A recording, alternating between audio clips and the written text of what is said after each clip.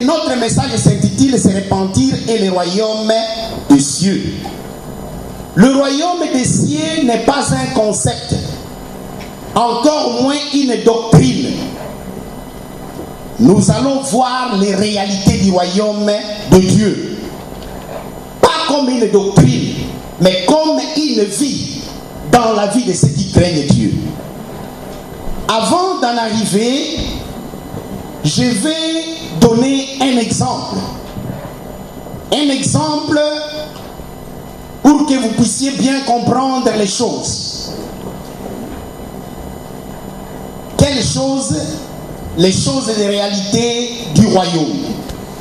Le grand apôtre Paul, que vous connaissez, que je prêche, que vous prêchez, a connu une expérience de 2 dimensions dans les actes des apôtres.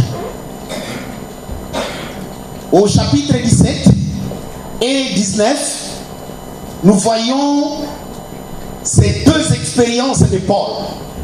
Paul est allé à Athènes.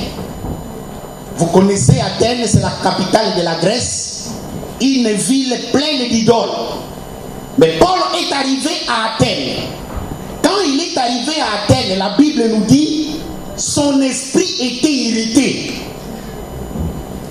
Il est arrivé dans une ville et tu sens que ton esprit est irrité contre la ville. Donc le Saint-Esprit qui était en Paul était mal à l'aise à cause de tout ce qui était autour de la vie. Mais Paul, au lieu de suivre la volonté du Saint-Esprit, a fait un compromis. Pourquoi? Il est allé faire une conférence sur la religion. Il a réuni les épicuriens et les stoïciens pour parler de la religion. Et ces gens-là étaient même contents de dire, voici enfin, il y a quelqu'un d'autre qui comprend notre souci. Et au bout du compte, à la fin de cette conférence, qu'est-ce que nous voyons? La Bible nous dit que très peu de gens avaient écouté Paul. Très peu. Pourquoi? Puisqu'il n'a rien amené de nouveau. Ces gens se sont retrouvés avec ce qu'ils comprennent. Et Paul a fait un compromis au lieu de prêcher Christ ressuscité et le royaume des cieux.